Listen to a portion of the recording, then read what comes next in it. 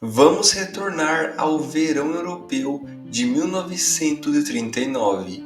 Naquele período, a Alemanha era vista como uma grande ameaça à paz mundial. No dia 23 de agosto, os alemães firmaram um pacto com os soviéticos. Esse acordo entre esses dois velhos rivais surpreendeu os aliados, mas o Reino Unido e a França não sabiam que esses documentos continham diretrizes sobre como a Europa seria dividida entre eles. Isso incluía os países que ficavam entre essas duas potências, e um deles era a Polônia. A Polônia estava com medo de uma invasão alemã, porém os aliados prometeram que se isso acontecesse, eles declarariam guerra para a Alemanha. A invasão começou na manhã do dia 1º de setembro, porém, logo no dia 3 de setembro, o Reino Unido e a França declararam guerra à Alemanha.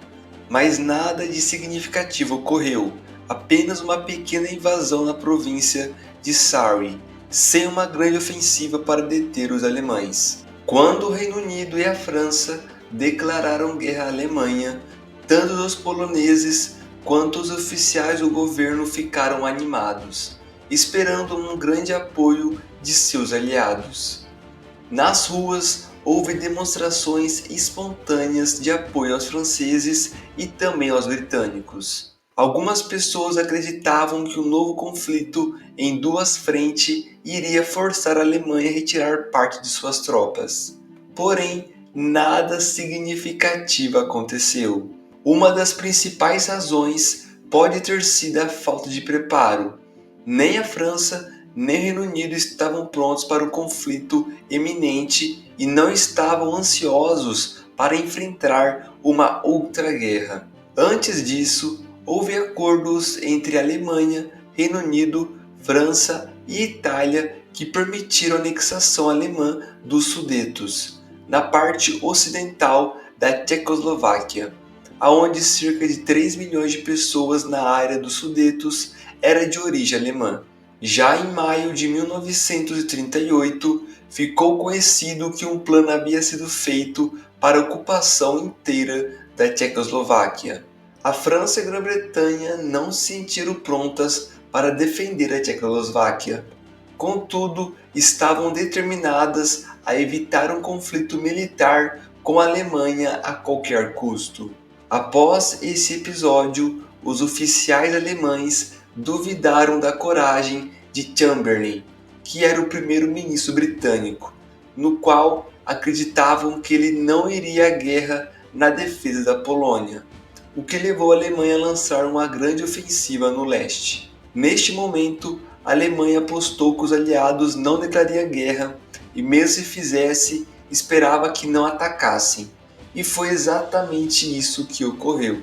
Outro motivo foi a busca pela paz. Ao analisar os eventos, podemos inferir que a França e a Grã-Bretanha esperavam até o último momento para evitar um novo conflito em grande escala, mas a invasão da Polônia deveria ter dissipado essas esperanças. Provavelmente, o problema residia na falta de assertividade dos governos francês e britânico. Os franceses, em particular, fizeram grandes esforços para evitar a guerra, enquanto de outro lado a sociedade estava cada vez mais inclinada ao fanatismo e ao militarismo.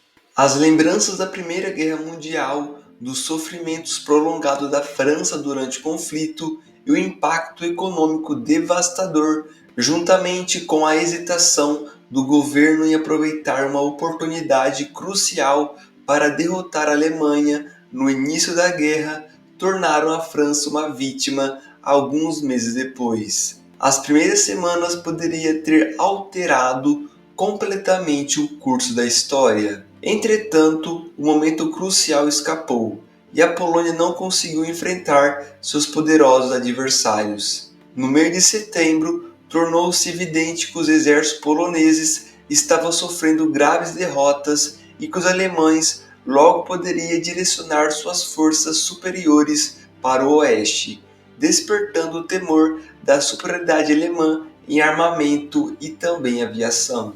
O governo francês, desde o início, insistiu para que a Força Aérea Britânica evitasse bombardear alvos na Alemanha, temendo retaliações nas fábricas francesas.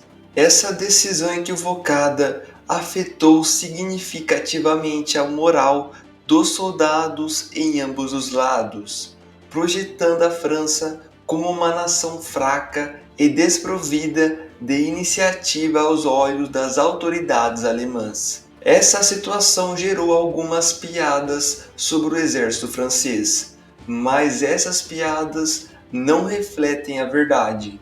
O problema não residia no exército francês ou nos soldados comuns, mas sim nas decisões e estratégias deficientes implementadas pelo governo.